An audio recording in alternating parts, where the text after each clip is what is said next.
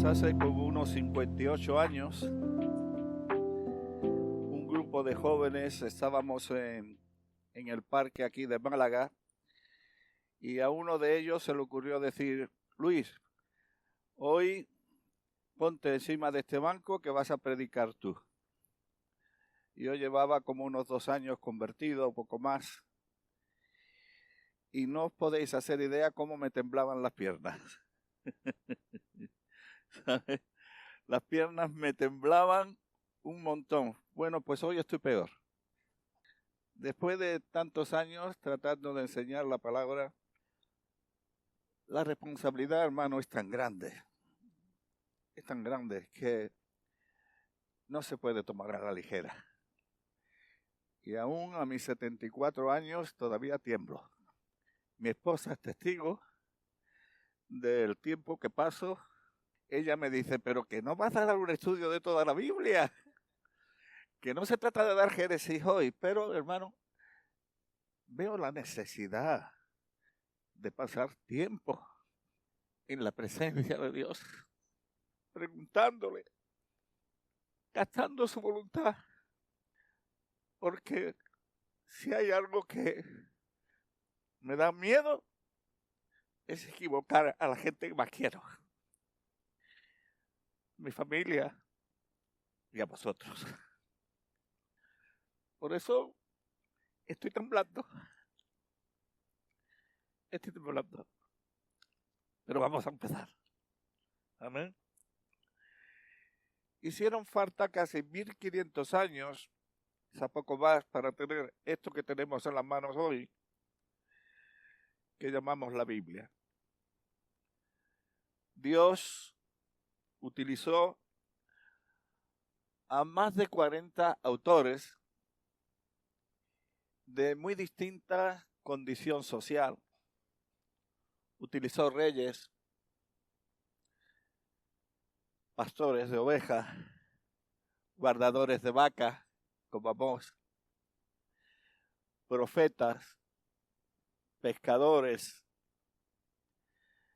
primeros ministros, como fue Daniel. Dios utilizó a más de 40 personas, no solamente de distintas culturas, sino también de distintos idiomas: el hebreo, el arameo, el griego.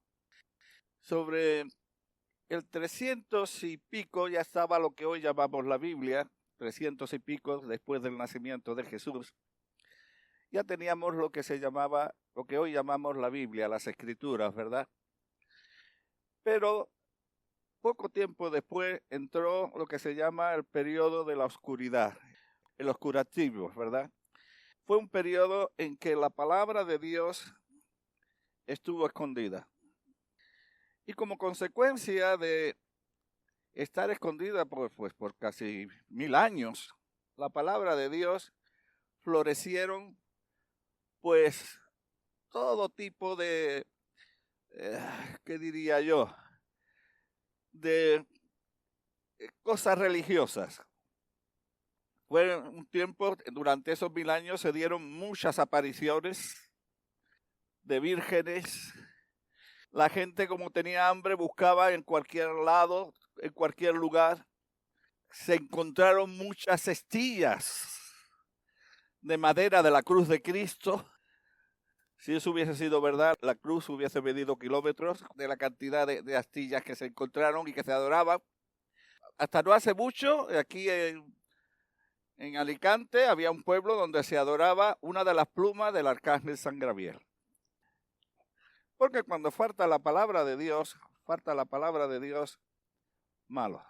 Hay mucha oscuridad, hay muchas tinieblas, falta mucha luz y la gente inventa sus propios dioses según su imagen, no la imagen de Dios, sino la imagen del hombre, según su cultura, según su manera de pensar, ¿verdad? Pero gracias a Dios, Dios levantó a alguien en el siglo XV-XVI que sacó la escritura a nivel de calle, coincidió con el invento de la imprenta Y gracias al Señor, aunque aquí en España, y no sé si en todo lugar donde la Iglesia Católica era predominante, por muchos años estuvo prohibida, primero la lectura y luego la interpretación.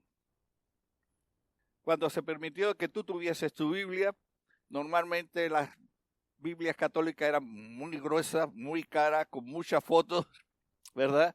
Pero anda, si compraba esa te lo permitía, pero no la interpretes.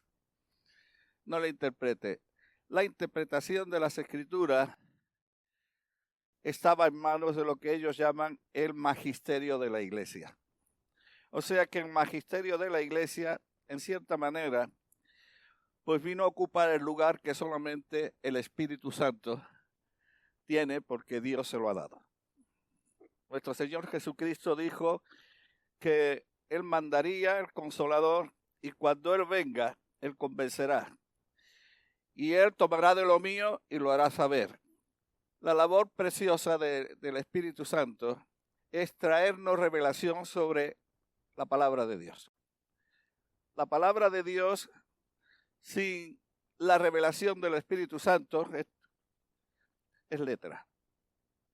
Pero cuando el Espíritu Santo la coge en sus manos, la mete en nuestras mentes y la mete en nuestros corazones, entonces es vida. Porque las palabras que yo os he hablado, dice Jesús, son que son espíritu y son vida. Amén. Y el Señor hoy pues nos permite empezar con el primer libro de la Biblia, Génesis. Hoy vamos a tener, digamos, una introducción un poco amplia. No vamos a correr lo que otra semana vamos a correr. Nos vamos a quedar en los primeros 3 versículos posiblemente. Pero creo que es importante sentar bien las bases para luego, cuando empecemos a andar un poco más ligero, ir sobre seguro. Amén. Pues Génesis capítulo 1, versículo 1 al 3. ¿Alguien quiere leerlo? En el principio creó Dios los cielos y la tierra estaba desordenada y vacía, y las tinieblas estaban sobre la faz del abismo, y el Espíritu de Dios se movía sobre la faz de las aguas. Y dijo Dios: sea la luz, y fue la luz. Amén. Durante muchos años este libro para mí era un poco enigmático, porque había cosas que no entendía. Os voy a decir algunas de ellas, ¿verdad? Dice, y la tierra estaba desordenada y vacía. ¿Cómo algo que está vacío puede estar desordenado? Yo eso yo no lo entendía, ¿no? Luego, y dijo Dios, sea la luz, y fue la luz. Y fue el primer día. En cambio, a partir del versículo 14, yo leía, y luego dijo Dios, haya lumbrera en la expansión de los cielos para separar día y la noche y sirvan de señales para las estaciones, para días y años. Y sean por lumbrera en la expansión de los cielos para alumbrar sobre la tierra. Y fue así. E hizo Dios las 2 grandes lumbreras, la lumbrera mayor, la lumbrera menor, y luego dice todo el ejército de los cielos. Ahora, si fue el 4.º día, cuando Dios hizo el sol, la luna y las estrellas, la luz del primer día, ¿qué luz era? Y yo me hacía bastantes preguntas respecto a esto, ¿verdad? Hasta que yo llegué a la conclusión, hermanos, llegué a la conclusión que en estos 2 primeros capítulos, Dios no está demasiado interesado en mostrarnos la historia de la creación. Porque para hacer la historia de la creación, 2 capítulos son muy cortos. Y en cambio utiliza 28 capítulos para hablar, por ejemplo, de la vida de Jacob. Que no hay duda de que Jacob, uno de nuestros padres, ¿verdad? Primero Abraham, Isaac y luego Jacob, fue muy importante, pero la creación es mucho más. Yo llegué a la conclusión de que Dios quería enseñarnos no solamente algo o bastante de la creación, sino mucho más, ¿verdad? Y esto me ocupó, hermano, tiempo. Me ocupó tiempo, oración, escuchar a hermanos que sabían más que yo, hermanos que sabían hebreo, otros que sabían griego, pero que eran doctos en la palabra. En fin, y poco a poco, pues he ido recopilando lo que creo que el Señor me ha ido enseñando, y aquí está. Aunque ya digo, me siento como este hombre que vivía en Centroáfrica y que nunca había visto el mar, mucho menos el océano, ¿no? Y él dijo, pues yo quiero ir a ver el mar y luego decirle a mi tribu cómo es el mar, cómo es el océano. Y estuvo el hombre andando casi un año hasta que llegó al océano. Cuando vio aquello, se quedó maravillado. Y dice, bueno, ¿era cómo lo explico yo? Ay, se encontró una botellita, seguramente de Coca-Cola, que ha llegado a todos lados ya, ¿verdad? Una botellita, la llenó de agua, otro año andando hasta volver a su tribu, y luego dijo, aquí está el océano. No, pues yo me siento un poco igual, hermano. Esto es tan grande que yo lo que traigo es una botellita, una botellita acerca de la inmensidad de la palabra de Dios. Génesis, ya sabéis que Génesis quiere decir principio, o en hebreo Bereshit, ¿verdad? Luego ya explicaremos algo de esta palabra. Génesis es el libro que contiene las semillas de todas las verdades divinas que luego se desarrollarán en todas las escrituras. En este libro encontramos, sobre todo en los primeros capítulos,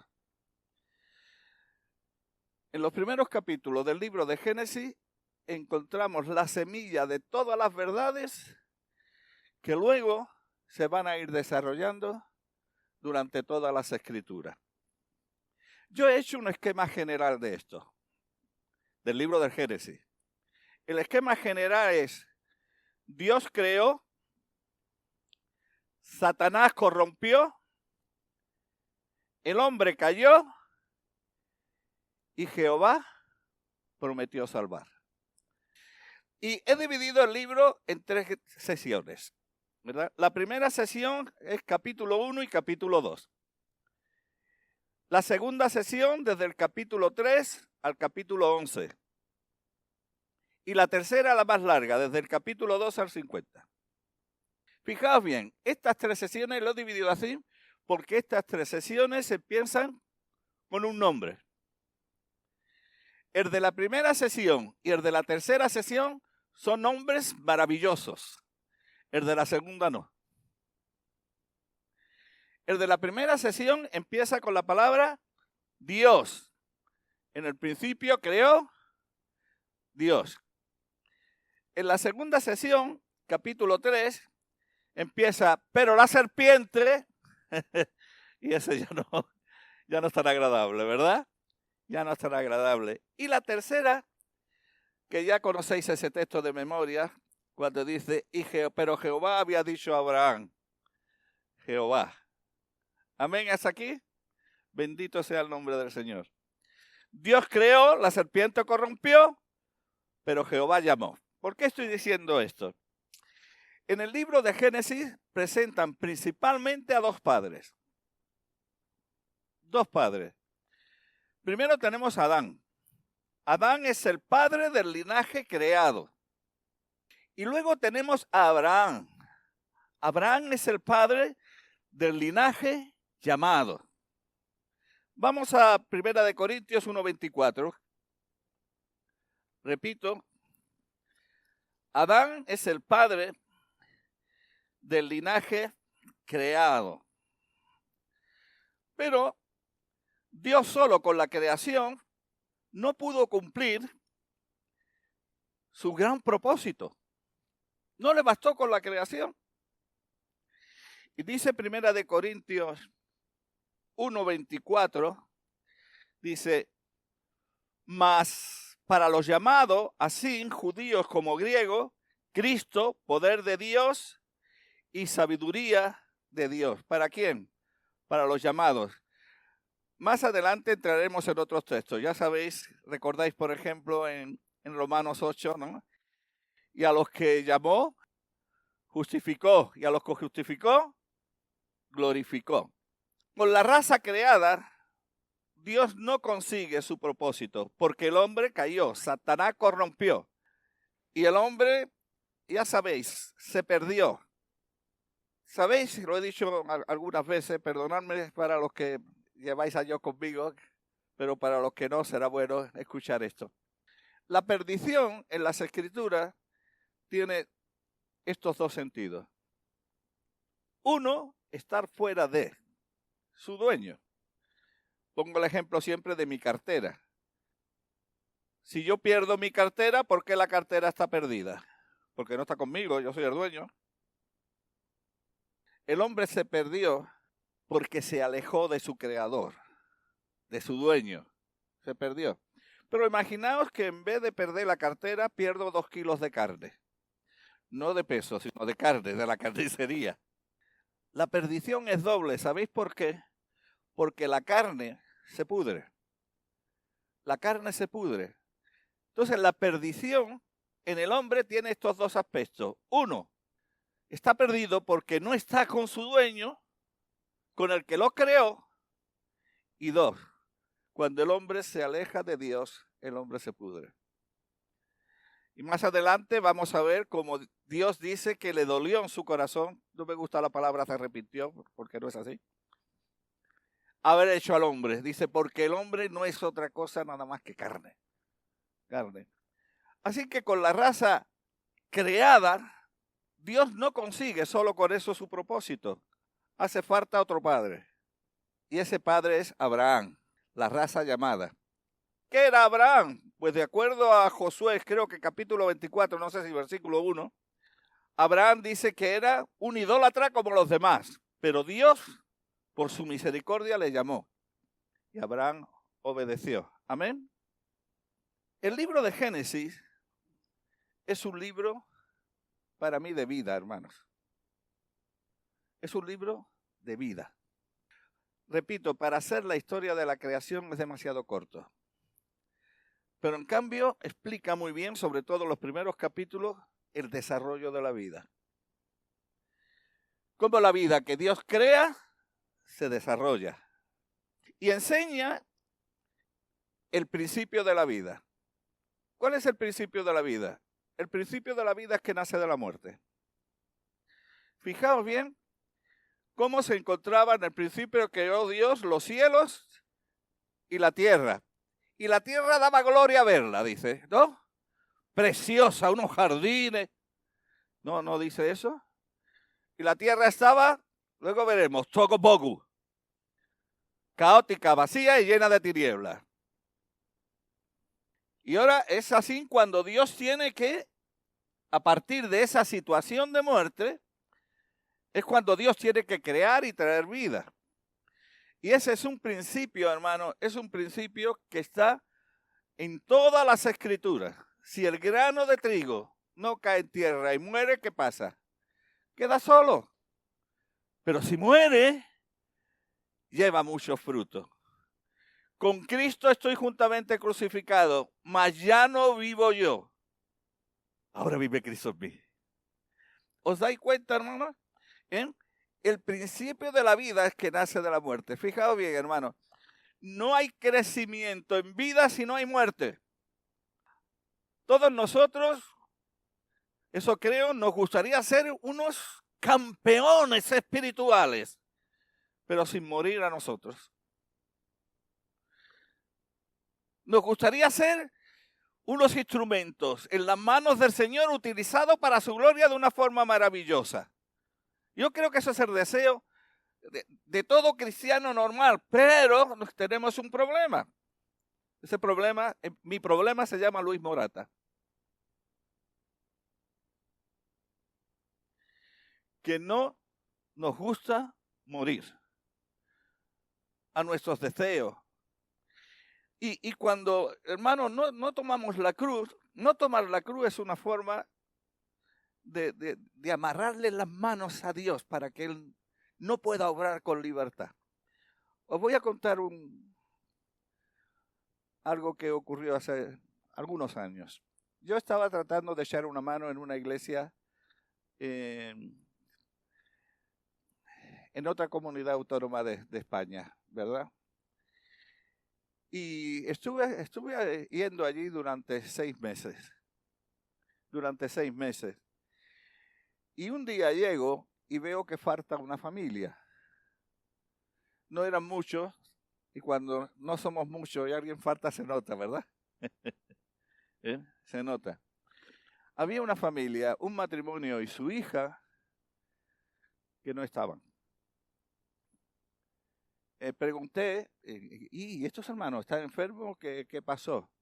Dice, no, me parece que no van a venir más. ¿Ah, no? ¿Qué pasó? Bueno, ha habido problemas en la escuela dominical y ellos se han sentido muy ofendidos. Y después de estar tan ofendidos han decidido no venir más. Y entonces, yo, bueno, fui a visitarle y me contaron el problema. El problema es que ella, Avenidia, era una chica como tú, que había crecido en la iglesia, había crecido primero siendo un alumno de la escuela dominical y luego profesora. Tu vida. Para los que no estáis aquí, estoy hablando con Nidia, una hermana preciosa que tengo aquí a mi lado, ¿verdad? Pero ocurrió que vino alguien de otro país, no voy a decir de qué país es, que tenía todo tipo de títulos, no sé cuántos máster, como profesora de niños de la escuela dominical. O sea, tenía unos pocos de máster, la verdad es que era una persona muy, muy, muy preparada. Entonces, los líderes de aquella congregación, pues, ¿qué hicieron? Pusieron a esta persona y a la chica que había estado durante toda su vida allí, la dejaron a un ladito. Claro, eso sentó mal a la chica y a los padres. De tal manera que quizás ya no iban a volver. Y yo recuerdo, me senté con ellas y les digo, bueno, analizamos el problema, lo analizamos bien, si queréis, me dais ese permiso. Sí. Y yo le pregunté a la chica, ¿qué es más importante? ¿Que los niños aprendan a conocer y a obedecer a Jesús o que tú seas la maestra? ¿Qué es más importante? Claro, ella dijo, hombre, lo importante es que los niños crezcan. Eso es más importante. Una segunda cosa.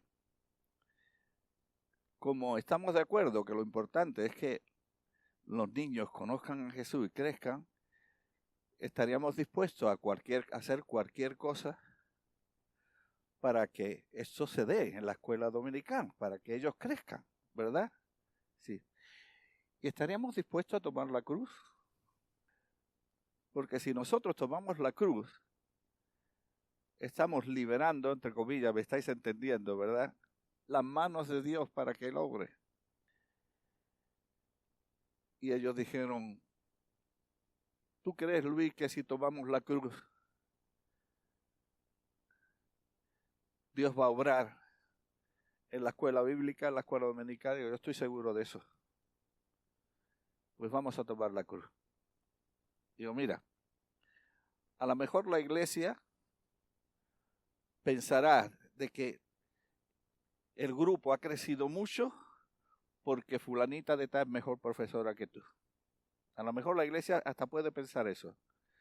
Pero Dios, vosotros y yo sabemos que el grupo está creciendo porque hemos tomado la cruz.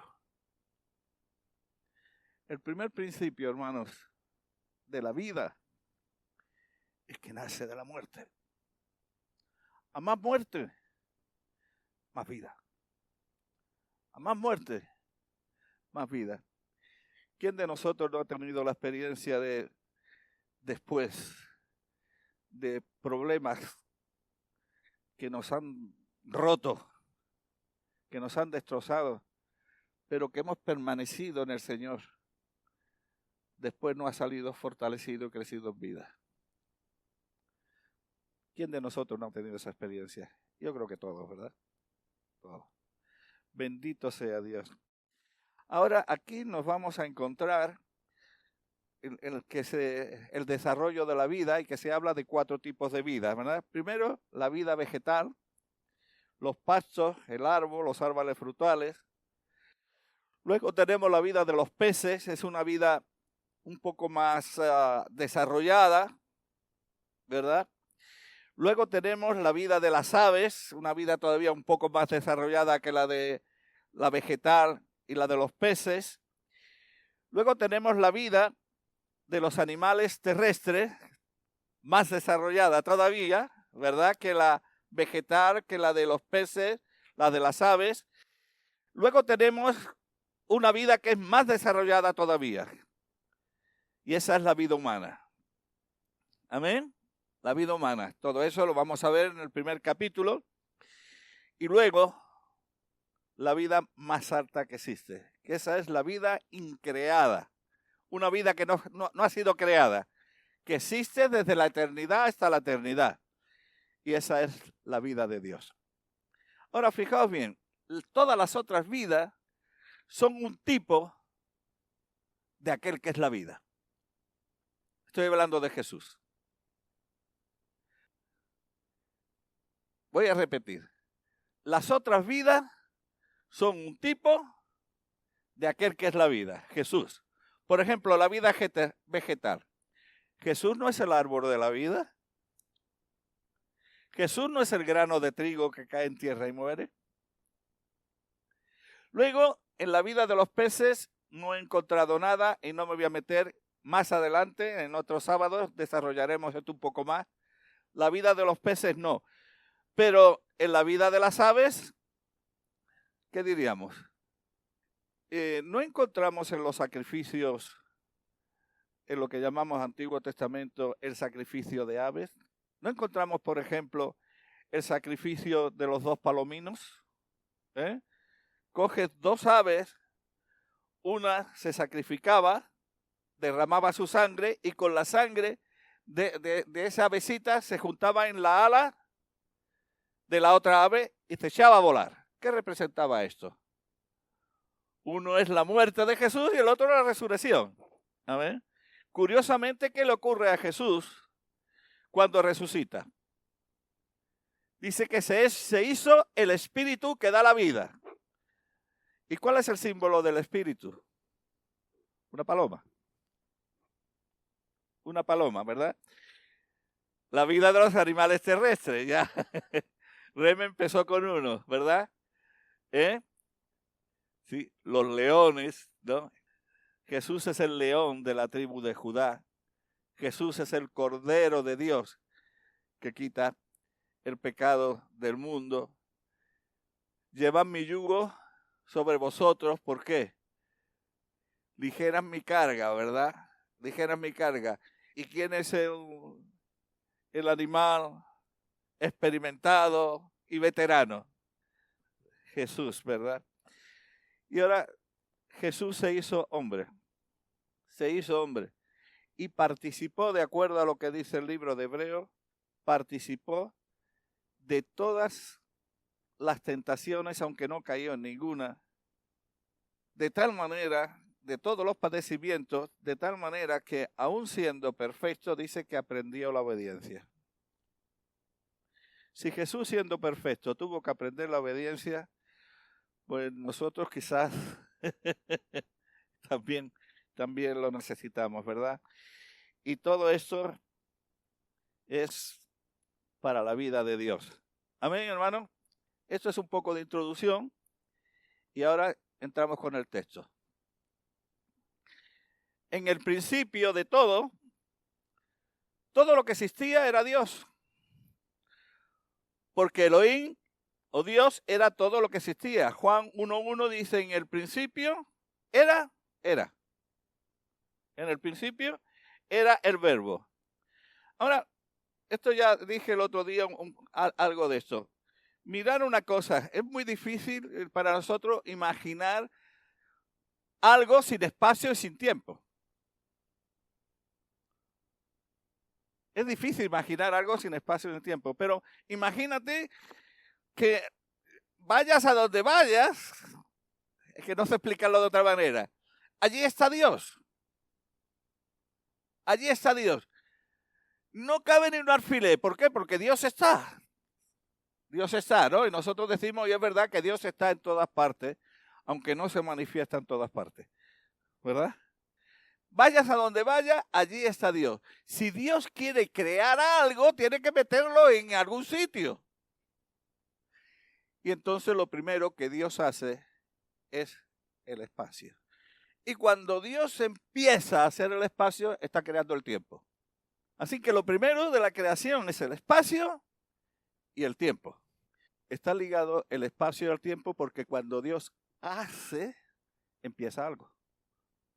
Y empezar algo es una cuestión de tiempo. ¿Verdad? Así, lo primero que Dios hace es el espacio y el tiempo. Yo pongo este ejemplo, que es un ejemplo un poco tonto. Imaginaos que, mira mi barriga, ¿no? Y estoy pegado a la mesa. Como quiero meter algo entre la mesa y yo, tendré que coger mi barriga. Bueno, cojo mi barriga, aquí, ahí no cabe nada. Dios se contrajo. Y esto da lugar, hermanos, a algo que siempre ha sido un problema. Ha sido un problema para los teólogos, ¿no? Cuando decimos, ¿Dios creó todo?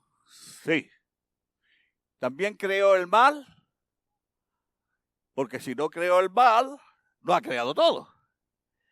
Y si ha creado el mal, Él es responsable. ¿Verdad? Bueno, el mal para Dios no es como para nosotros. Nosotros, el mal está relacionado con hechos malos que hacemos. Pero bíblicamente, el mal es la ausencia de Dios. O sea, cuando Dios se ausenta de un lugar, eso es malo. Y no ha cometido pecado. No sé si me estoy explicando bien. ¿Me estáis entendiendo? Entonces, al mismo tiempo que Dios hace el espacio, está creando el tiempo y además está dejando un lugar. Y a eso es lo que, según el pensamiento hebreo, en las escrituras se llama el mal. Bien, hasta aquí, hermanos. Así que en Job, capítulo 2, versículo 10, pues fijaos lo que dice Job, ¿no? Recibiremos de Dios el bien y no recibiremos lo malo. Así que, ¿de dónde viene esto?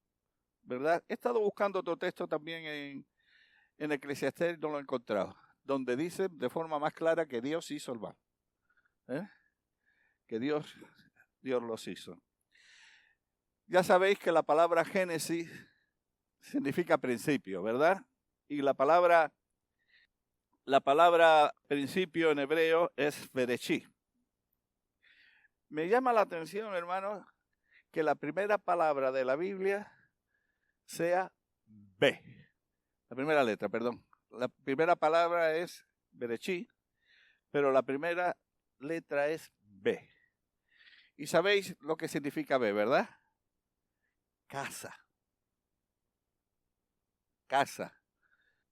Jesús nació en Belén, que es casa del pan. Aquel que era el pan de la vida, casa del pan. Betel, casa de Dios. Besaida, no me acuerdo ahora mismo. Pero allí donde está la palabra B, es casa. Así que la letra B es la primera letra de las escrituras. Empieza casa y termina con una casa hecha ya, que es la Nueva Jerusalén, como vimos la semana pasada. Casa. Y durante todas las escrituras se ve una línea donde Dios quiere edificar su casa. Su casa. Me llama un poco la atención, hermano, cómo a veces nosotros cargamos las tintas sobre una palabra y sobre otra ni siquiera nos damos cuenta. Por ejemplo, cuando hablamos de nuestra identidad, ya he encontrado mi identidad. Soy Israel. Soy Israel. Amén, hermano. Yo también. Bendito sea el nombre del Señor. Pero ¿por qué le llama la casa de Israel? Casa de Israel, no solo Israel. Casa. ¿Tú quieres ser Israel sin casa? Yo no quiero ser Israel sin casa. Yo quiero pertenecer a la casa de Israel. Pero casa, hermano, habla de edificación. Habla de edificación. El hijo pródigo se dio cuenta de algo que su hermano no se dio cuenta. Se tuvo que alejar de la casa del padre para darse cuenta. Pero cuando volvió en sí, dice, volveré a la casa de mi padre. He escuchado a algunos hermanos hablar de Judá como nuestro hermano mayor, ¿no? Pues el hermano mayor del hijo pródigo estaba en el campo, no estaba en la casa. Estaba en el campo, no estaba en la casa. No, y no quiso entrar en la casa. Y representa a Judá. Una congregación cambia cuando los hijos de Dios se dan cuenta de la importancia de la casa. ¿En dónde radica para mí el ver la importancia de eso? Porque nosotros como seres humanos siempre estamos centrados en nosotros, en lo que yo necesito, en lo que a mí me hace falta. Yo necesito perdón de pecado, yo necesito ser justificado delante de Dios, yo necesito ser salvo. Y estoy tan preocupado en lo que yo necesito, que a veces no me di cuenta de lo que Dios quiere. Lo que Dios quiere. Casa. Casa. No sea solo Israel, hermanos.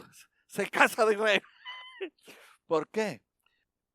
Eso habla de edificación. Yo estos días me he gozado mucho viendo un poco de lo que es la edificación. He podido ver, hermanos, vuestros corazones volcados con Pepa. ¿Verdad? Y a Marian yendo y ¿qué? ¿Por qué? Porque somos edificados. Somos edificados. Hermano, yo no me imagino, Reme, yo no me imagino la iglesia sin ti. No me lo puedo imaginar. Ni sin ti. Ni sin ti. Ni Gustavo. Yo que mi trabajo ha sido la edificación. He aprendido bien que un ladrillo suelto no sirve para mucho. Y además se rompe con facilidad. Pero un ladrillo edificado en una pared, no hay quien lo quite. Hace falta mucho trabajo para quitarlo.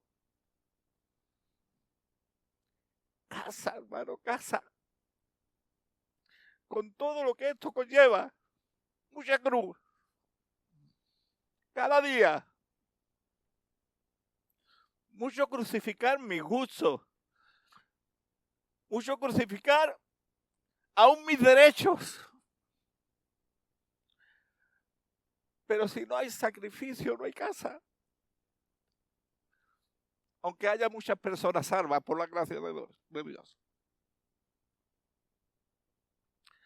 Casa.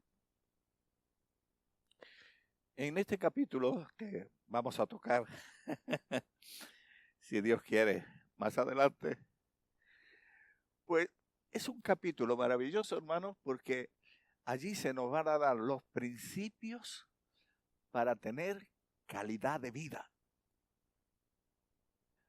Principios para tener calidad de vida. Mira, el Dios que hablamos tanto de él, que es amor, y que nos ama tanto, está preparando nuestra casa. Está preparando nuestra casa. Sí. Entonces, aquí todavía el hombre no ha sido hecho. Primero le va a preparar su casa. Y Dios utiliza unos principios que son totalmente imprescindibles para tener calidad de vida, primero en la casa de Dios. Que como dice Pablo a Timoteo, que es la iglesia del Dios viviente, columna y baluarte de la verdad. Hermano, si seguimos estos principios que vamos a ver en el primer capítulo de Génesis, vamos a hacer una iglesia de calidad. Una iglesia de calidad. Si estos principios se siguen en tu casa y en la tuya, y en la tuya y en la mía, vamos a hacer una familia de calidad. Cuando estos principios que vamos a ver ya la semana que viene seguramente se rompen la calidad de vida. Por esto decía de que esto es primer capítulo, más que la historia de la creación, es la historia del desarrollo de la vida. Amén. Seguimos. La segunda palabra. En el principio creó. La palabra ahí es bará. Creó Elohim. Nos vamos a encontrar, hermanos, 3 palabras aquí que se utilizan para crear. Una es bará, la otra es hacer y la otra es formar. Por ejemplo, bará significa traer a la existencia algo. La mayoría de los teólogos dicen que Dios hizo el mundo de la nada. A mí, francamente, no me gusta esa palabra, ni creo que fuese así. ¿Por qué? Porque de la nada, nada. Y fijaos lo que dice Hebreos. Hebreos capítulo 11, versículo 3. Dice, por la fe entendemos haber sido constituido el universo por la palabra de Dios, de modo que lo que no se ve fue hecho de lo que no dice existía, sino lo que no se veía. Esto quiere decir que Dios para crear partió de Él mismo, y eso no es nada. Dios para crear parte de Él mismo, y la palabra hebrea para este tipo de creación es bará. Luego tenemos hacer, ¿no? O manifestar. Por ejemplo, cuando Dios dice, sea la luz, ahí no es bará. ¿Por qué? Porque Dios es luz y Dios existe como luz desde siempre. Entonces ahí la palabra es manifiéstese la luz, ¿verdad? Y luego tenemos la palabra formar. Formar. Dice que Dios formó al hombre ¿de qué? Del polvo de la tierra. O sea, formar significa hacer algo que no existía, pero tomando un material que ya existe. Algo que no existía, pero ahora tomando un material que ya existe, ¿verdad? Y estas 3 palabras las vamos a encontrar en el primer capítulo, ¿verdad? Luego creó Elohim. Elohim tiene 2 grandes interpretaciones. Una es grandiosísimo, grandioso. Tan grandioso que siendo una cosa se le puede poner plural. Esto es muy hebreo, lo que estoy diciendo. Aunque es un ser singular, a la hora de hablar de su grandiosidad, lo puedo decir hasta en plural. Amén. Y la segunda es precisamente un Dios plural. ¿Qué significa eso? Un Dios donde hay más de uno. Entonces hay 3 dioses. No, hay uno. Pero ahora resulta de que este Dios habla. Y cuando habla, utiliza el plural. Génesis 1:26. Entonces dijo Dios, hagamos al hombre a nuestra imagen y conforme a nuestra semejanza. Y el versículo 27, y creó Dios al hombre a su imagen. A imagen de Dios lo creó. Varón y hembra lo creó. O sea, fijaos que Dios, siendo uno, dice nosotros. Siendo uno, Él dice nosotros. ¿Qué dice ese el Shema? A ver, ¿qué dice el Shema? Escucha, Israel. El Señor, uno es el Señor. ¿Y cuál es la palabra que se utiliza ahí para uno? Ejat. Y dijo Dios, dejará el hombre a su padre y a su madre. Se unirá a su mujer y los dos serán Ejat. Nidia. Mira, Shari. Mírame a mí.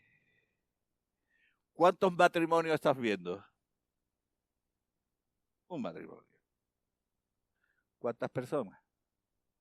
No se te ocurra decir que somos 3 matrimonios, que no lo somos. Somos un matrimonio. Pero somos Ejat. No Yahí. El otro día lo explicaste muy bien, Pablo. Siento que muchos de ellos no estaban. Cuando Pablo nos explicó que Yahí es una palabra hebrea que quiere decir una única cosa, ¿verdad? Pero que fue Maimónides el que inventó eso. Pero no está en la Biblia. No está en la Biblia. Elohim es un Dios.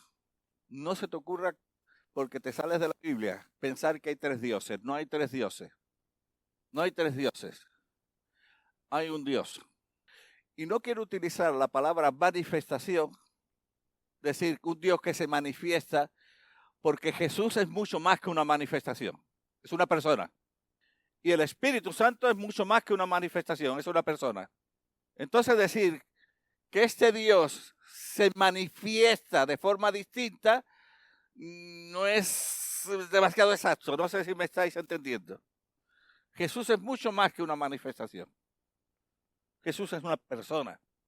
El Espíritu Santo es una persona. El Padre es una persona. Y los 3 son un solo Dios.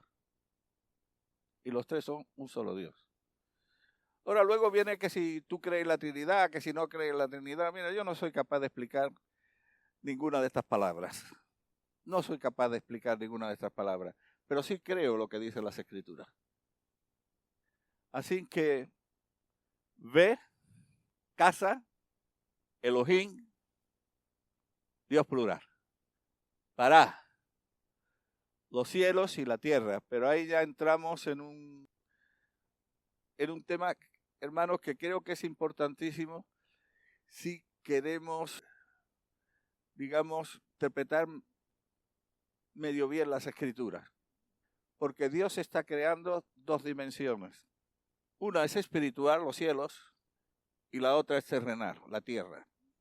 Si no tenemos en cuenta estas 2 dimensiones, vamos a tener muchos problemas a la hora de, por ejemplo, interpretar la resurrección.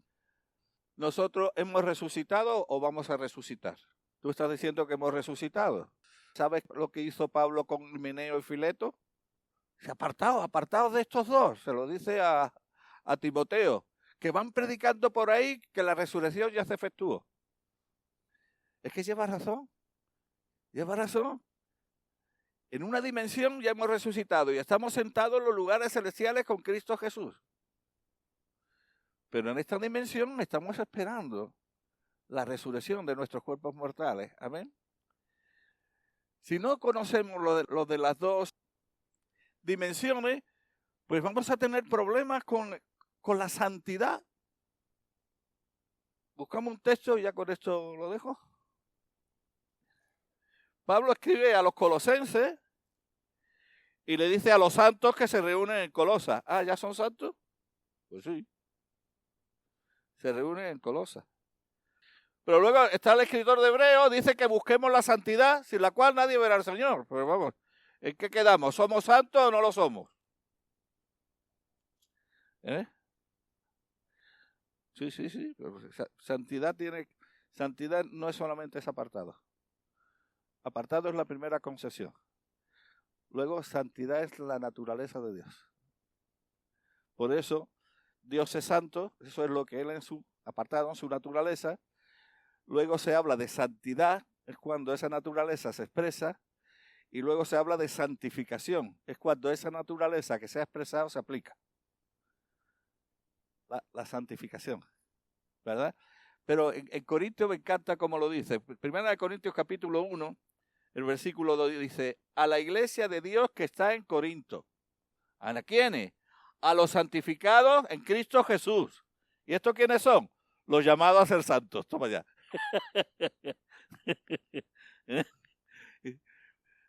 Le escribe a los santificados y luego a esos santificados le dice son llamados a ser santos. Si no entendemos las dos dimensiones, si no entendemos que en la dimensión celestial el consumado es, ya está todo hecho, delante de Dios es real, mientras que aquí estamos en proceso, vamos a tener un problema a la hora de la santificación, la perfección. ¿Qué pasa con los muertos? ¿Qué pasa con los muertos? ¿Están esperando la resurrección? O como dice Pablo, ausente del cuerpo, presente en el Señor. Si no conocemos las dos dimensiones, vamos a tener problemas. Pero Dios quiere que la conozcamos y desde el principio ya nos lo muestra. Dios ha creado los cielos y la tierra.